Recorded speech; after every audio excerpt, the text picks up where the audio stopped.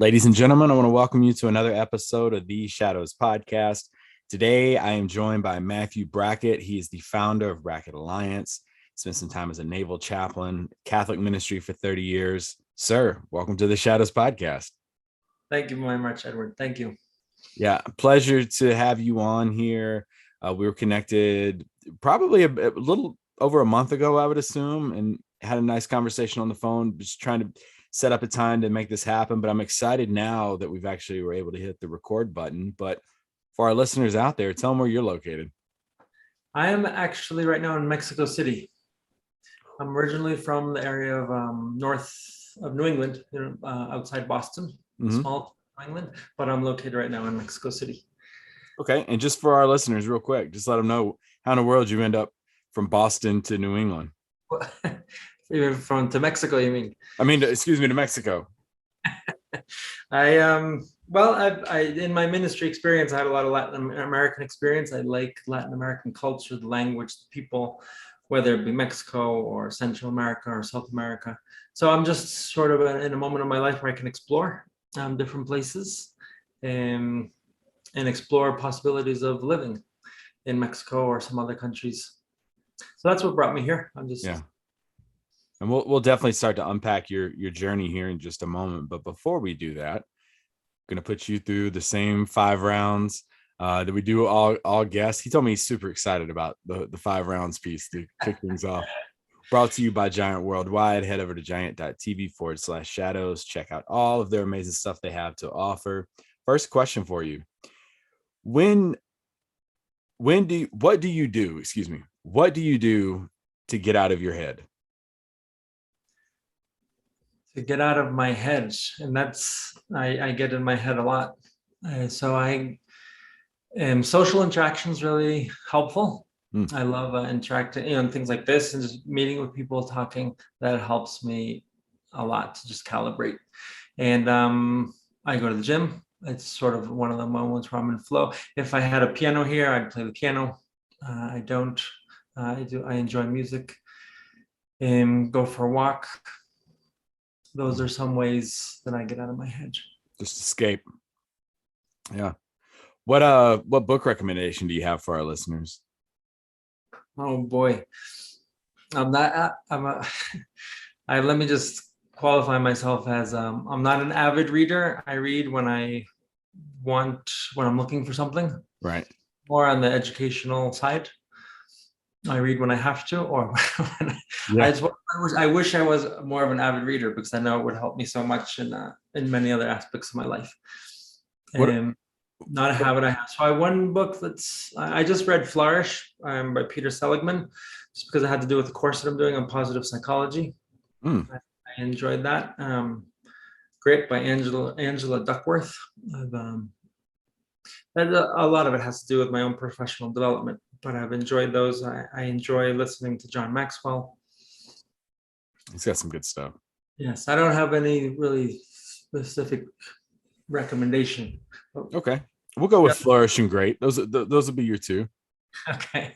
So you did it after all. What do you think people undervalue today?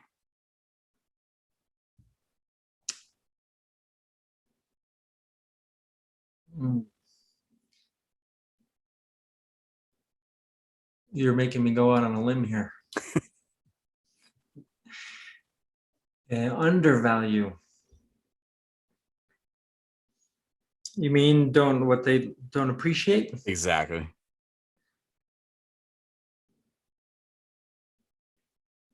You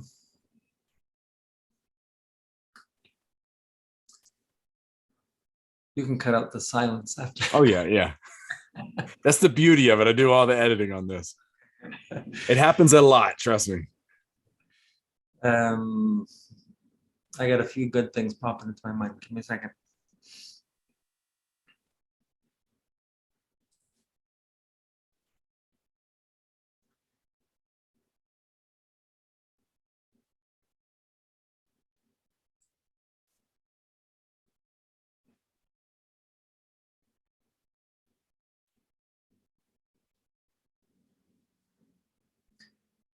Edward, thanks for that question. There's a few things that pop into my mind, if you don't mind that I give a few.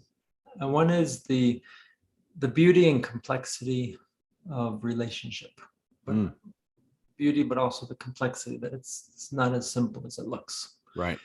In human relationships. Another thing that pops into my mind is the value of discretion, of how we manage information. And with that goes confidence and the trust of people, and how we manage other people's information, confidentiality. And I don't mean just on a professional level, but even just on personal level and relationships, and the way we manage people's information.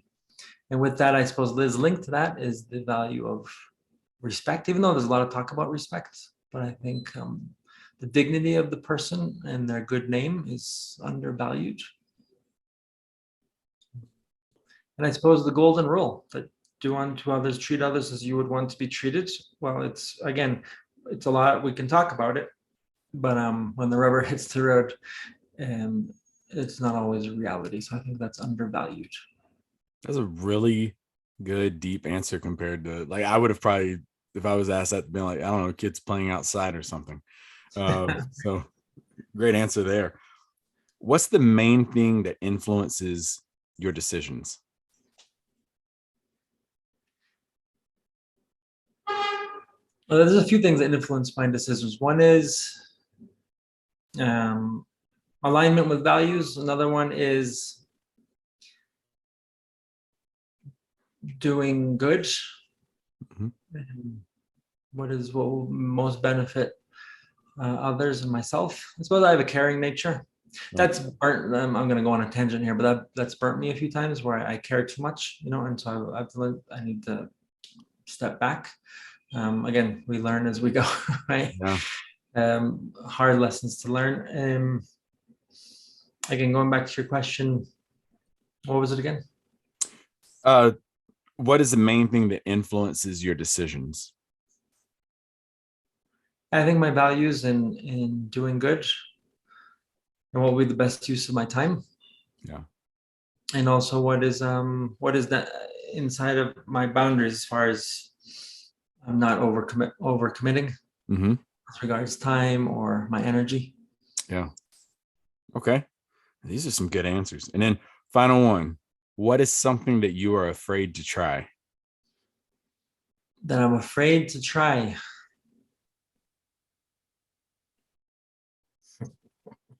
It's not moving and starting over at a new spot. We know that. Right.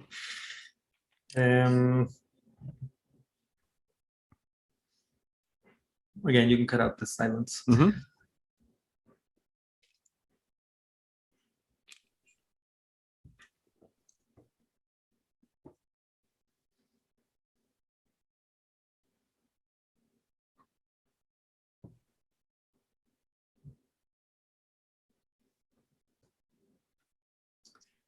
few things that come to mind when you ask me what am I afraid to try is I like adventures or adventures activities. Let's just say, skydiving. I've never done those things, right? Bungee jumping, all that stuff.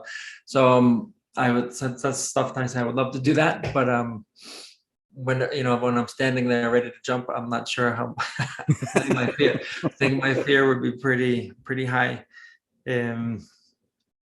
I've never tried drugs, so I would be very, very afraid to try drugs. Never been drunk, and I would be very afraid to be drunk. So I don't know, this might be a record, but I have never been drunk as well. This might be the first time there's been two of us on here that can share that. But I tell people and they look at me like I have three heads, but I'm like, yeah, I've legit never been drunk in my life. It's not something I've ever wanted to experience. I've seen too many other people do it around me. So, all right. So we're rolling now. Well, you survived the 5 rounds presented by Giant Worldwide. Head over to giant.tv/shadows. Now, sir, let's jump into your journey. So you mentioned you grew up in New England, right outside of Boston, and you were the 10th of 13 children. Did I hear that correct? You did, yes. What in the world was that like growing up? Well, that was our normal. So we that was our everyday. So I never saw it as strange. But when it's always a great icebreaker when you're meeting people, or or when I've had to introduce myself to groups of people, people always found that fascinating. But now as I look back, it's great admiration for my parents. What To did your parents do? My mother she went to college she was a graduate as a nurse. She Hmm. never practiced. She got married after nursing school. My dad was electrical engineer. He was in the Air Force for 4 years. Then he, Wow. used the GI Bill to go to Northeastern University, graduated electrical engineering. And the Air Force helped him. He just passed away a few months ago, but I'm sorry. he the Air Force helped him to realize um, the talent and quality that he had, especially on the intellectual, how that he was smart. He grew up again, and his dad died when he was very young, so he grew up in a large family. They went through the depression and everything, so they, and their family didn't have a lot, so he didn't know what strengths he had. So he always says that his time in the Air Force helped to highlight and to kind of bring to the surface a lot of his potential. Yeah. It gave him some confidence, and so he went to Northeastern, graduated electrical engineering, and then he worked for different companies like IBM, but then he worked for an international company called United Fruit, United Brands. It's changed names over the years, but they would have owned a lot of different things throughout the world. One of them, Chiquita Banana, for example. Yeah. Yeah. So that would bring him a lot to the tropics. So yes, that's what he did. So my parents, when growing up again, my parents, I don't know if you mind if I go on this tangent, No, but like absolutely. for my parents, having so many kids, it was they created an environment at home where our home and our yard was like a playground. Yeah. And there, I think their intent, as they told me later on, was that we wouldn't want to go other places, but rather we would just have a great time at home with our siblings. And we had animals. We had sort of like a mini farm and a pool, and where we could use our imagination, our creativity, where we could get dirty, where we could. My older brothers were, they would make cars and little go-karts and stuff like that. They were very creative. We had a barn where we would jump around and play all kinds of games. And then that was a place where friends and family would come. So our house, not only was it filled with children, right, but it was also filled with guests and friends and family. And my parents always had space for more people. If they had room for 13 kids, well, then they always had space for a family that was going through difficulty, relatives, people that were going through different transitions. They needed a place to stay.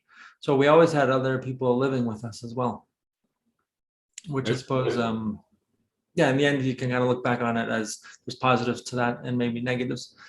As far as in the end, when we look back, it's like, well, I wish I would have had more quality time with my parents. Yeah. Right. But in the end, they taught us generosity. They taught us openness of heart, right, caring, and on my siblings, two of them are adopted, right, and so again, that just shows my parents the openness of the house, openness of the heart, and for us, so we grew. That's the environment we grew up. A lot of faith as well. Faith was very important to them and to us. So going to a small Catholic school, being educated in the faith, and praying together as a family, values like that. I'm assuming y'all had to probably take two vehicles everywhere y'all went, even Yeah. to go to church or to go out to eat. It was the funny thing is my mother didn't like big cars. So, but back in those days, I don't know if you're old enough to remember that, but seatbelts weren't a big thing, right? Yep. And so we'd stack, we could fit like 12 kids between cousins and us into a Ford Escort. Yeah. Right.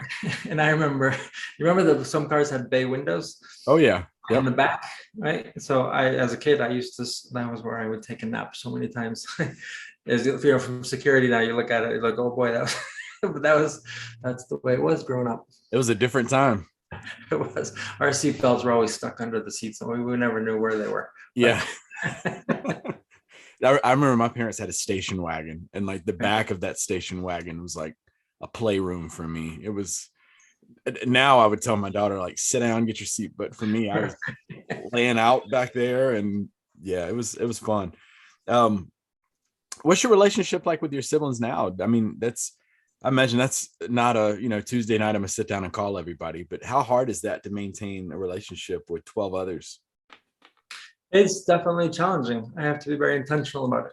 And as we'll talk later on, I was away from home for a long time, for about, I don't know, 20, 25 years, and mostly in other countries. So and as I look back, I wish I would have made a better effort to be closer to my siblings. I missed a lot of important events, and it just, yeah, I wasn't very intentional.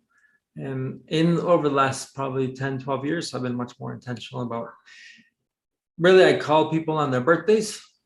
Yep. Right. And Mother's Day, I call all my sisters and my sister-in-laws. And so anniversary, wedding anniversaries, things like that. So that's where I'm intentional. Then when I go home, when I spend time at home, when I would visit home, usually for a week or 2 weeks, usually all my time is going around visiting siblings. Do most of them So still stay in the New England area? most of them are in the New England area. So I've tried to visit when those that aren't in the New England area. I tried to go again, being intentional about going to visit them. I suppose going back to the golden rule, treating others as I would like to be treated. Yeah. Thinking about them, making time to go visit them, making that meaningful. If we go back to the family dynamics, I think there's a great love among us, but it's not like we're like really close, or that we open up to each other. And that just wasn't the sort of the dynamic that we grew up in. Even Right. with our parents, they came from families where they weren't close to their parents, so that sort of continued in our relationship with them. A lot of love, a lot of care. Families first, but at the same time, but not a whole lot of confidence and openness and things like that. What were some of your aspirations as a child? Well, as a child, as I look back, and I would write my story and things, I sort of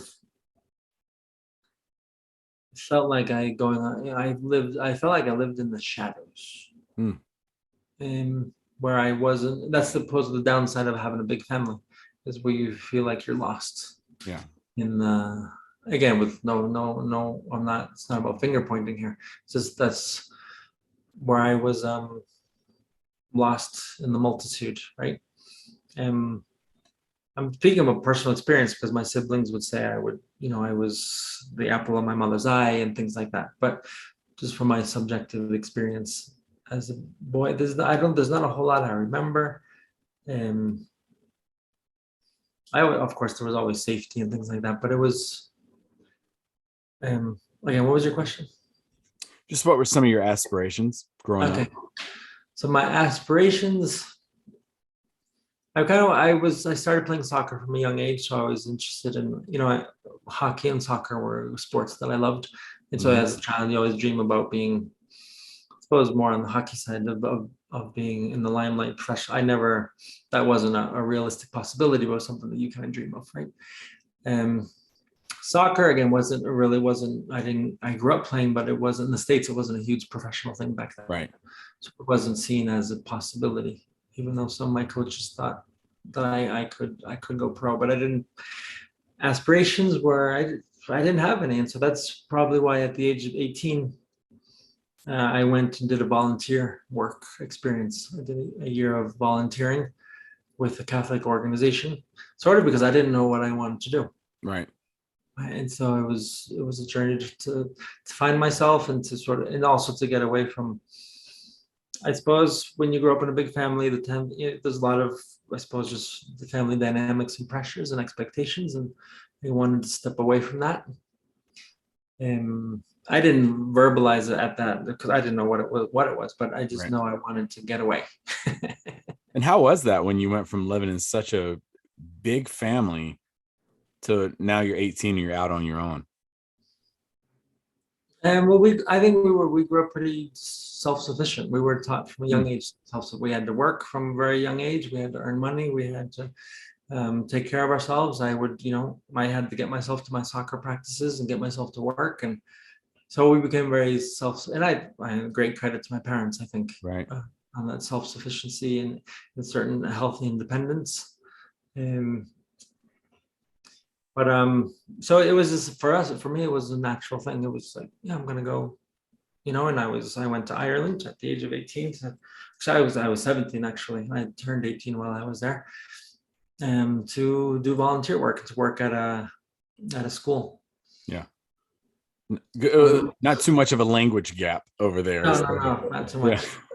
It was a fascinating experience, and yeah, for me it was just a normal thing. I suppose for other people, they would view it as pretty radical change. And that's an even better part of this story. I think the part that's going to go overlooked by a lot of people is that you went to Ireland and you still sit on here and say that you've never been drunk.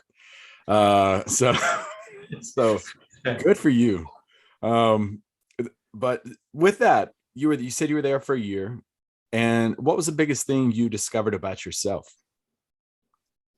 I'm gonna be honest here. I think I lived sort of disconnected from myself. Mm, And I was involved in a lot of work. I was doing a lot of good things.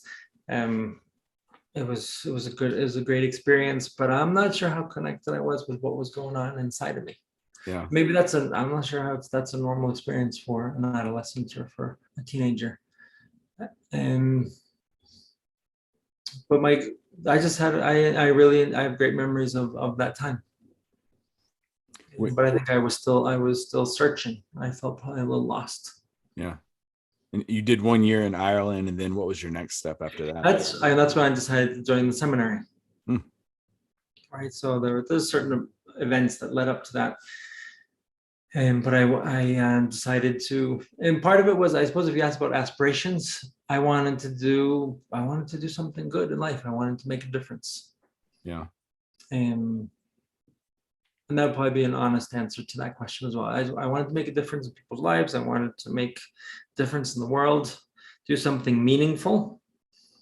I really wasn't attracted to just the normal job. I even going to college at that time. And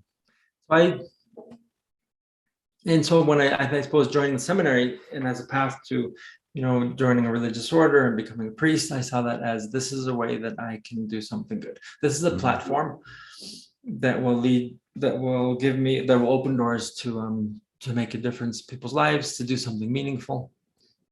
And I felt the call to, and we were sort of educated. Felt the call to be heroic, to do something heroic. So I saw this as a path of generosity, of self-giving, giving myself to service of others, service of God and others, and that was worth it.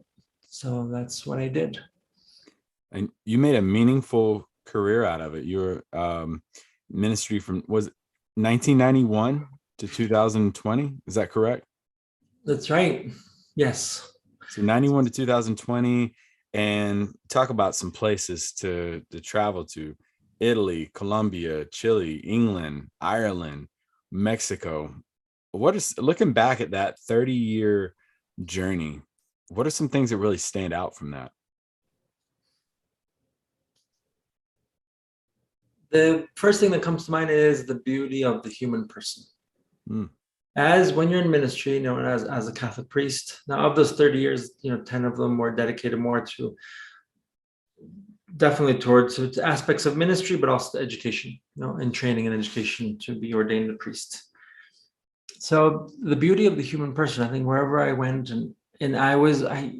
you're given that a window into people's lives, which I consider a very unique, special, and sacred window, or to sit in that sacred space with people about what they're going through, what they're like, So that's the beauty of the human person and the goodness of the human person. But I believe in that, although they don't always get the headlines, right? But generally, everyone's trying to do their best. We all fumble through life trying to do our best, and there's a lot of goodness out there. And there's a lot of hurt, right? So that also affects us, like the wounds that we have in life. But the goodness, beauty of the human person, obviously things change through cultures, right? There's different filters, the way people live or view life, but in the end, it's the human person is the human person, and the struggles and difficulties and challenges ended up being very similar. And again, the beauty and the goodness. that's one thing. And I was given so fortunate to be able to be invited into so many people's lives. And when you're in ministry, when you go to different countries, you're immersed in the culture. You're not there as a tourist. You are living the lives of the people. And so you really learn a lot about the culture and the country and in that way. And again, as I look back, I see that as what a great experience, right? That not everyone's able to have. So I consider myself very fortunate in that regard. And I've built up many friendships and relationships in all those different places, which I try to maintain to this day. Wow. And that super envious. I love traveling. That's one of the things that my family just absolutely loves doing. So very envious of you to be able to do that and to maintain those relationships. And to stick on, the topic of the beauty of the human person, I've also heard you mention the beauty of their brokenness, finding beauty in brokenness. Talk to us about that a little bit. Yes, Edward, thank you.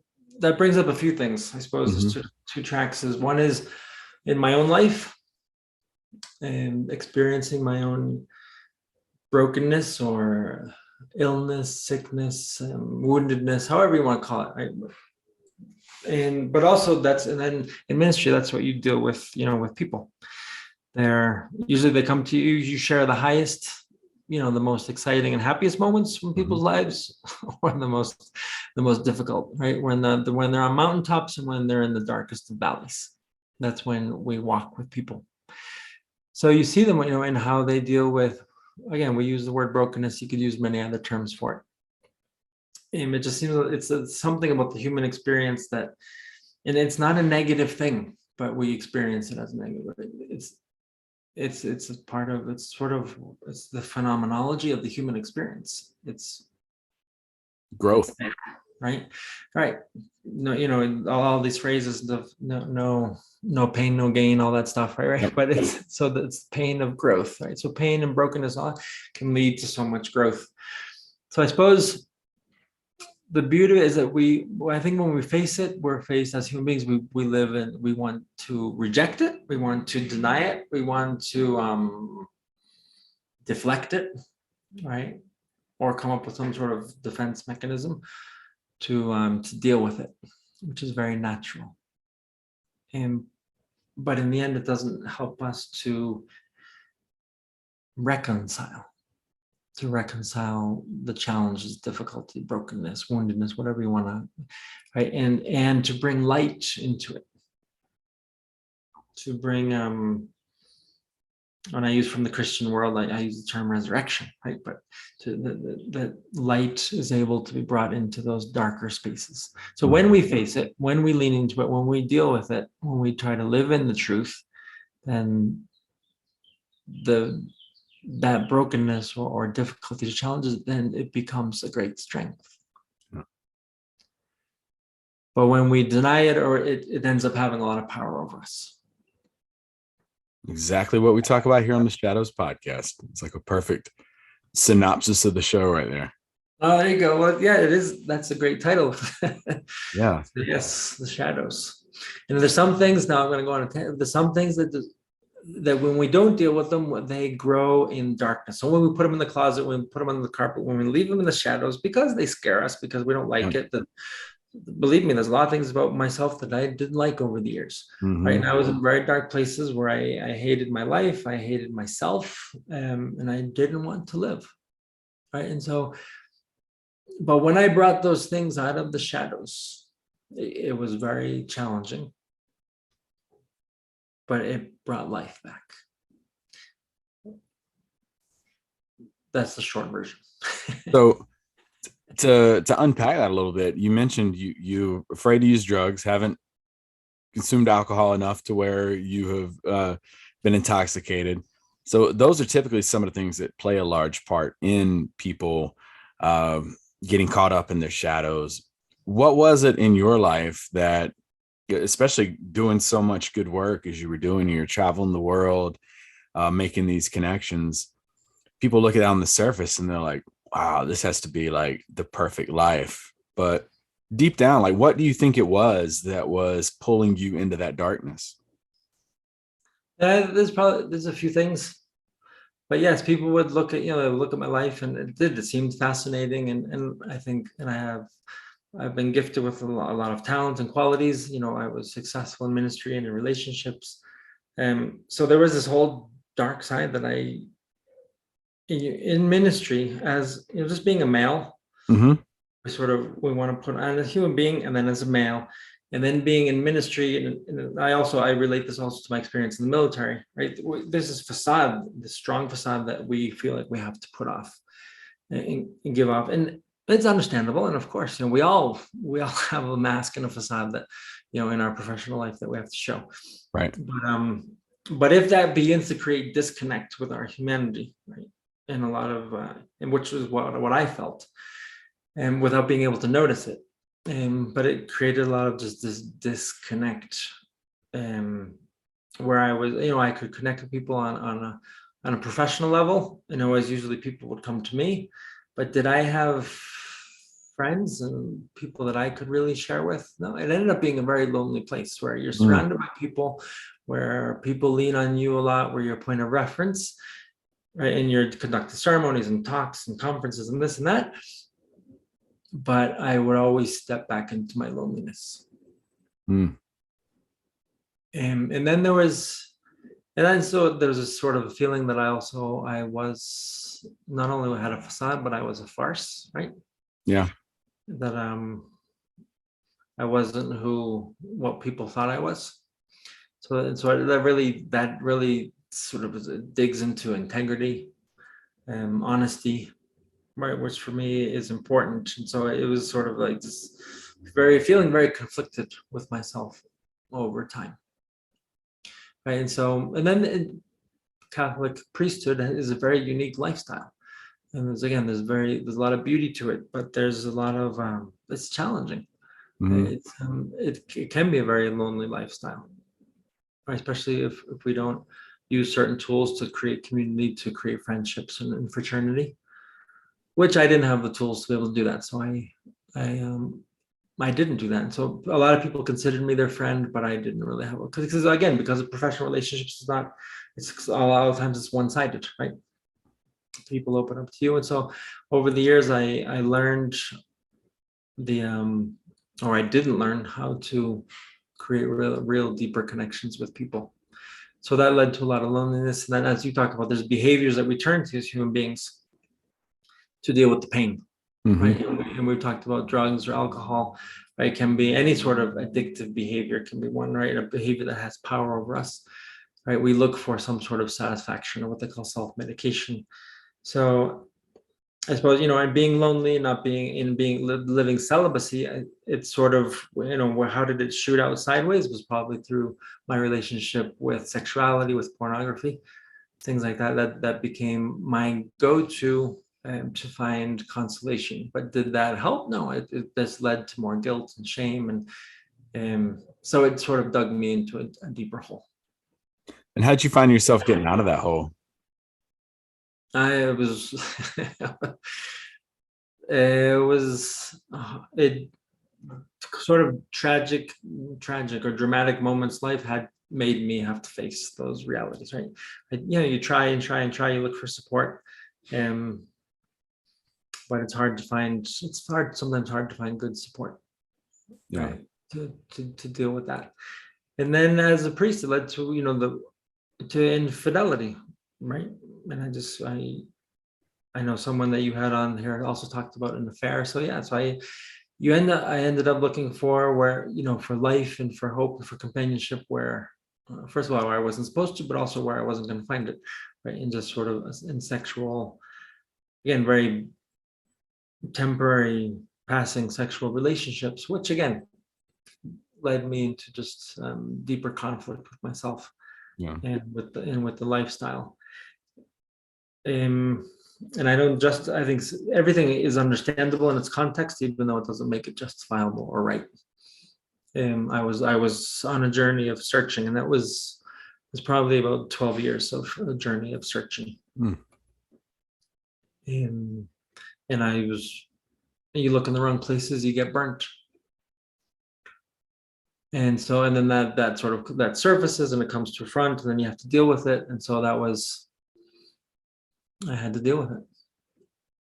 Well, That led to, to beginning a therapeutic process, and that led to be going into inpatient care for 4 months. And because of it, and it's not all about the sexual part, it's about how did you, going back to your original question, how did it show up? Well, in depression, anxiety, discontent, sadness, crisis of identity, where I felt I was stuck, where I was in a place of life where I didn't want to be, but where I had to be. mm-hmm. And I was conflicted because it's a place where you can do a lot of good, but I don't feel like I'm doing a lot of good. I'm harming myself, and very, very complex. So it took me a while. That's why I had the luxury of stepping away, going into inpatient care. I consider it a luxury because not everyone can step away from life for that amount of time. It's true. Is it scary? Yes, it is, because you have to face the shadows, right? And with a lot of honesty, was it helpful? Definitely. Right. But I need to step away from ministry. I need to step away from certain environments. I needed professional help to, and it's sort of people that I could trust, right? That I didn't think they had an agenda. Mm-hmm. Right? And so that there was a long journey there of 2 years of more therapeutic work, and the 4 months included in those 2 years is therapeutic, is the inpatient care, right? Where you just receive a lot more intense care, right? There's group stuff, there's individual stuff, very, very helpful. And you learn 12-step program. So a lot of great education. So that led me to a sabbatical year, where I was what I consider a journey home to myself. Mm. I went and lived with my dad. My mother since then passed away. So it was part of living with my dad. And this brings back what I said as a child, sort of living disconnected from others, from my siblings, from myself at home. I wanted to go back home and learn to be Matthew again. Yeah. Right? Without the other titles and uniforms. So that's what I did. And I got a normal job, which again was a big deal for me, because the priestly life, while it's unique, there's a lot of demands and there's a lot of sacrifices, but also it's you generally get pretty good treatment, right? And you can disconnect also from the reality of people's lives. I'm not saying everyone's like that, but I saw that around me, and I said, well, I want to learn, what it's like to make a living. So I just, I worked as a waiter, where people didn't know about my past, about, what I did before. So they treat you as you're just some guy that came in and got a job. I worked as a driver of a limousine company, where you drive executives around, things like that. And during that time, I did my coaching training, and I did, I was just living at home. I continued with my weekly therapy, and it was a year of discernment and sort of putting the pieces of my life together, and trying to grasp and to understand it better, and to reconcile a lot of things, to integrate a lot of things, to not live in conflict. And it became a very beautiful moment of my life, where I came home to myself, where I no longer, where I began to love a lot of aspects about my life and about myself, even to love what pain and difficulty and challenges had,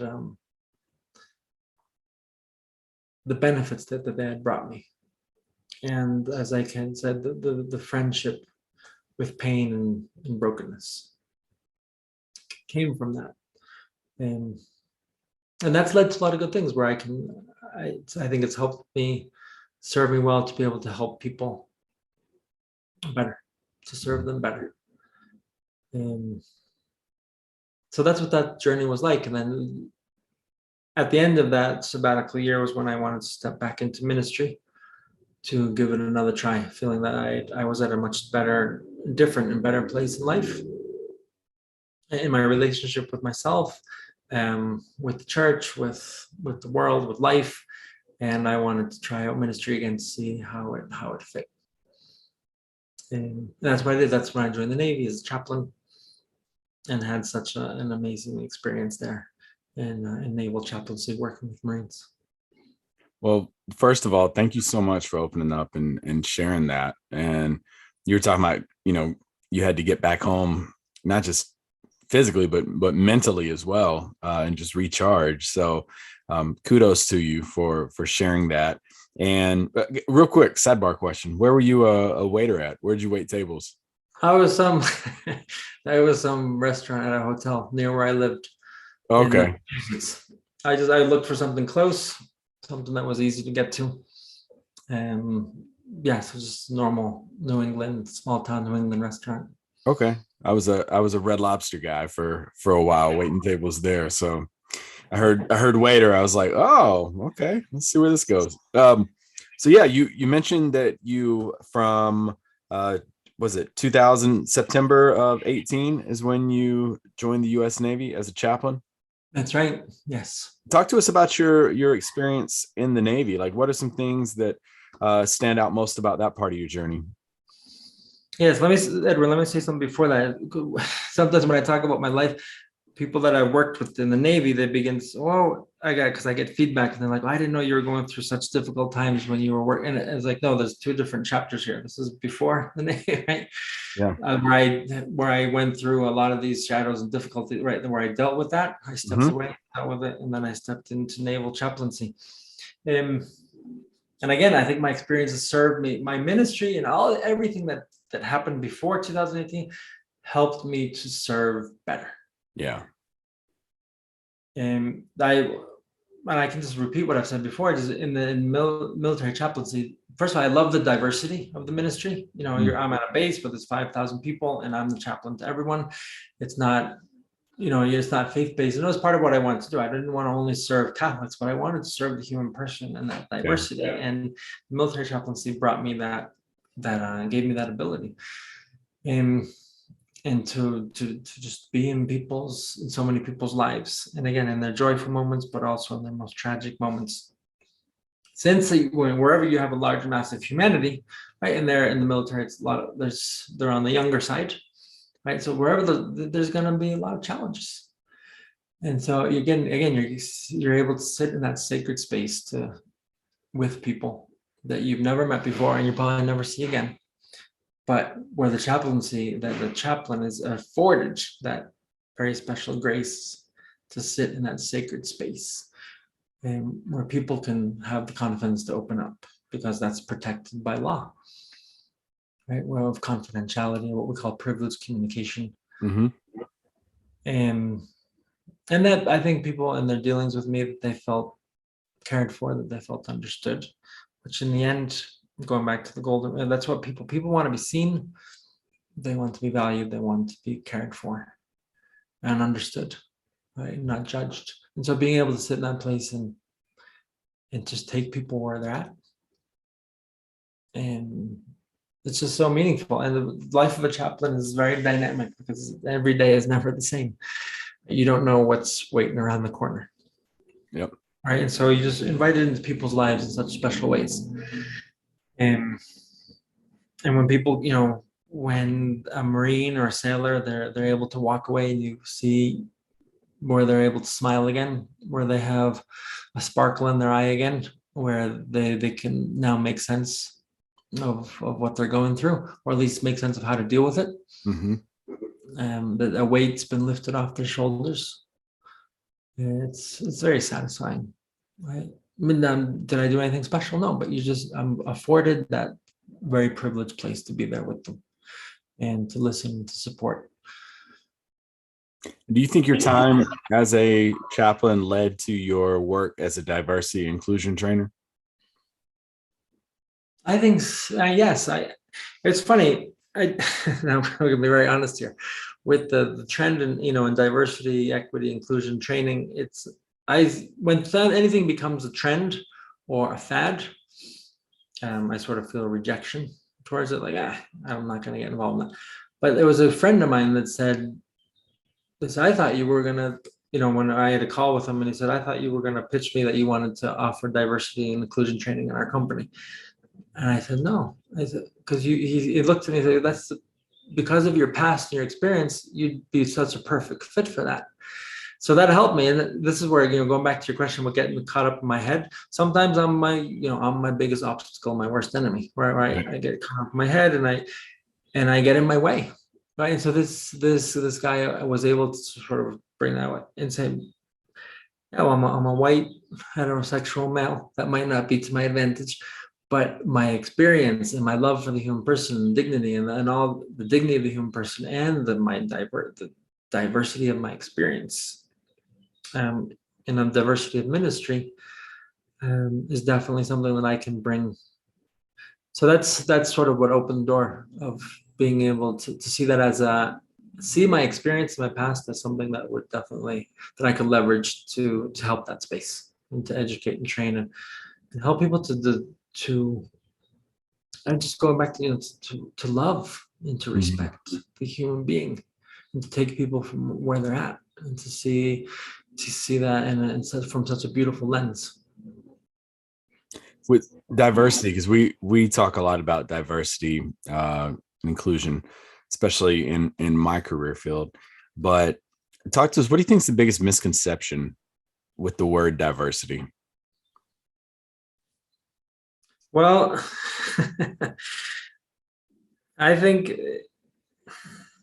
that's a tricky question. Yeah. You go. This is a parentheses. I'm actually going to do my diversity training at the end of June, so I'm not totally spun up on all the material. Mm-hmm. But in my master's program, and you can ask me about this in a second, I'm in a master's program at Penn State in the psychology of leadership. And one of the course this semester is on diversity in the workplace, and then but I'm also going to get a certification to be a trainer. So I'm not totally spun up on all that's a parentheses that you can cut out. All right. Just so you know where I'm coming at. Yep. Let's see.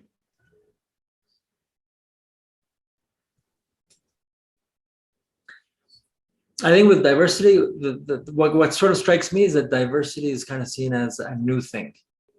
And I've never seen diversity as a new thing. The diversity of the human race and of the world and of the creation, it's always been there. Yeah. And there's a beauty to it. Now, as human beings, that we haven't dealt with it properly, definitely. Right? That we all have whatever, because of education, culture, whatever, there's always these filters that people look through, these lenses that people use to look. But I think what strikes me is that they see it, it's as if it was a new thing. Yeah. Because every person is different. When this isn't even based on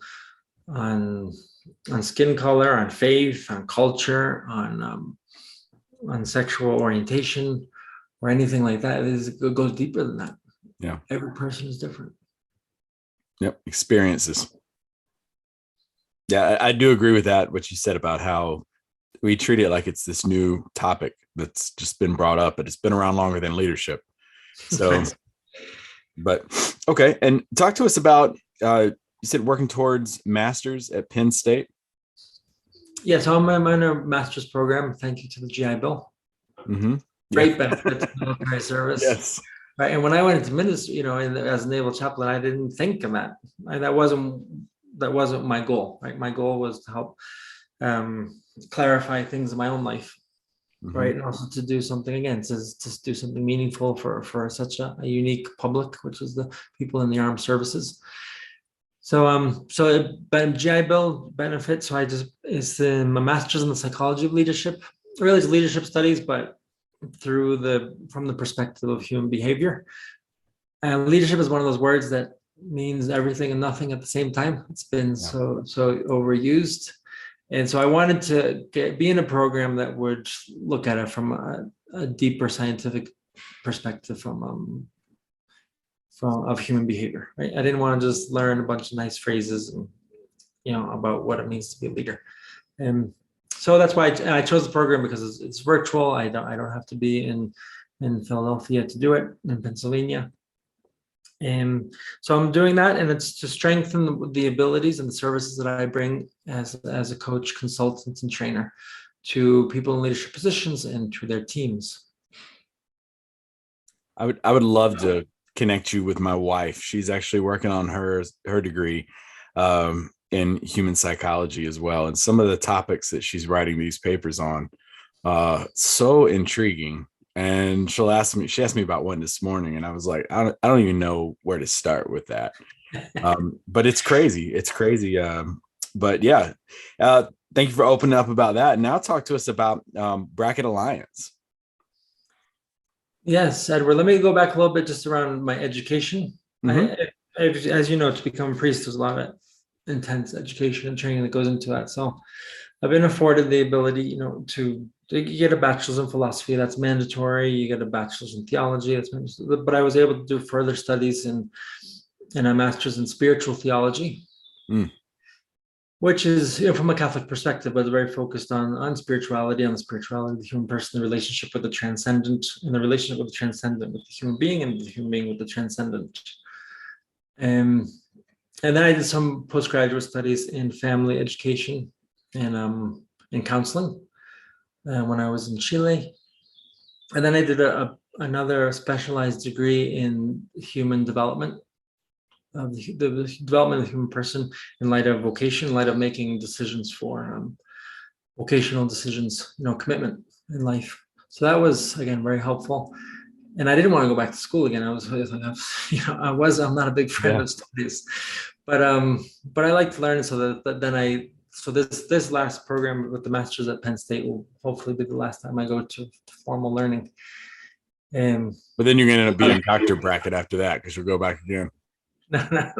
I've been very, very fortunate, right? So that's just from the educational side. That's sort of also what I bring to the table in my services. My experience of life as a person, as an individual, my experience in serving so many other people and their lives, and then the educational side, which I think is helpful. Yeah. So Brackett Alliance there's a few things to it. It's really about the human element, the human relationship, whether that be I work with couples, and whether that be on the romantic side, whether in preparing for a committed relationship, or they're already in one, they just want to freshen things up. There's a journey that I do with them. The main focus, though, is more towards people in leadership positions, how they lead their life and how they lead others. Because I think leadership, it begins with self-leadership, right? How we deal with ourselves. Which again, there's a lot we could talk about there, but that's sort of the focus, right? And I think, is business and corporate America and finance, is that my specialty? Not at all. I think my specialty is the human element, the human person. And so some people value that, other people won't see value in that, but that's sort of what I bring. And so that's where diversity gets, and inclusion also fits into the equation. Right? It's just the human element. And I'm trying to really bring expertise to groups, to individuals, to organizations, expertise from that angle. Now, is this all done virtually, or like where can they find you? Yeah, I'm still building the business side, so they can find me on LinkedIn. My website should be up in a few months, which is bracketalliance.com. But LinkedIn is probably the easiest way to find me, and a lot of it's virtual now. But and also because I'm studying, I haven't really focused on building my client base. Yeah. But in a few months, that will come, where I'll be opening up and looking for more opportunities to serve. But I enjoy the training educational environment, whether it be groups, small groups, or larger groups. So there's that training educational side. Yeah. With teams or groups of people, and then there's the individual side. So both. I'm just curious. I don't know why this didn't occur to me sooner, but especially with your journeys and everywhere that you've been, and also where you're at this stage in your life, how did COVID impact you? Where were you at, and what did that do for you career-wise? Because it seemed like you were kind of in a transition period around that time. I was a Navy chaplain, so my life, and those of us who were in the military during that, my life didn't change. I worked at an educational training command. We continued to make Marines, and so I continued to show up at work. Now, guidelines changed, and on how we did certain things. But I never quarantined. I never stayed home from work. So it didn't really affect my life that much. That's the simple answer. Yeah.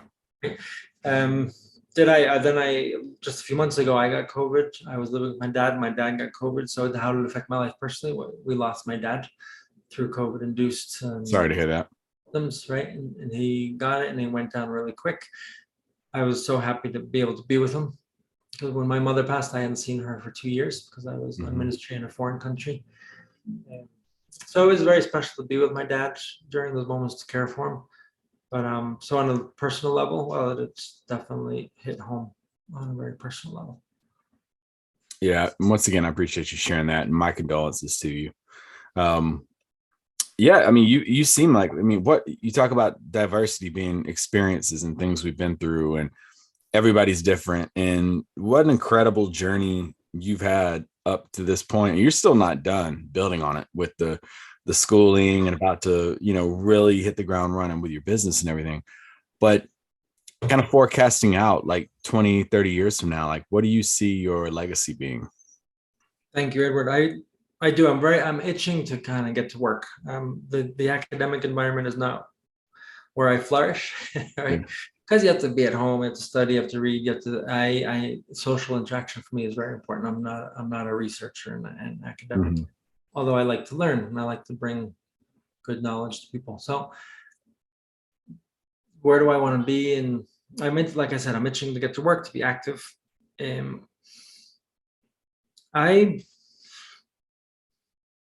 I just want to reach a lot of people, and again, and I reached a lot of people in my previous life of ministry. But I suppose this is to serve people in a new capacity, in a different way, but to continue to be a great support. And I suppose if I were to be honest, I would like to be considered a point of reference in certain aspects, whether it be leadership, the human element, if it was diversity, whatever, or all of those. And as someone that brings a lot of depth to the table. Yeah. And wisdom. That sounds maybe a bit arrogant, but I would like to be able to bring a lot of wisdom and depth to people's lives and to the table, to any conferences and seminars that I have the ability to give, and to open up windows for people, to allow them to see themselves and to see life in a different way. Nice. What final comments do you have for our listeners? You put me on the spot here.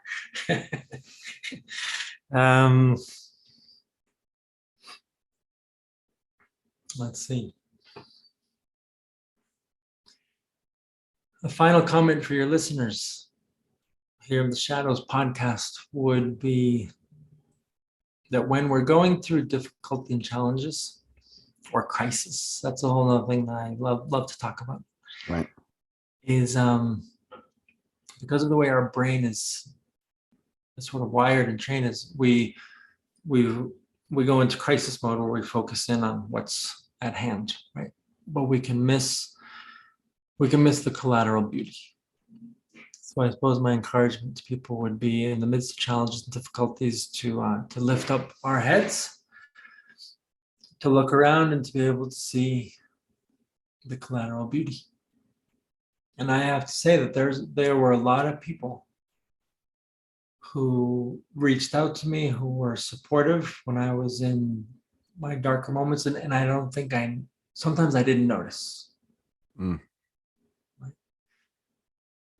And I feel bad about that because I wasn't able to notice people that cared, right? And what is that? That's led me to, when I know that people are going through difficulties, that I reach out. And I don't expect anything in return. I don't expect them to reach out back to me. But I know that when I was going through I wanted people to care. Yeah. I often felt that there's two sides. I highlighted that some people did care, and maybe I didn't notice it in its totality.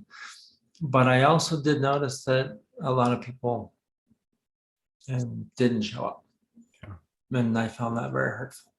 But back to your question, the collateral beauty of going through challenges, difficulties, and crisis.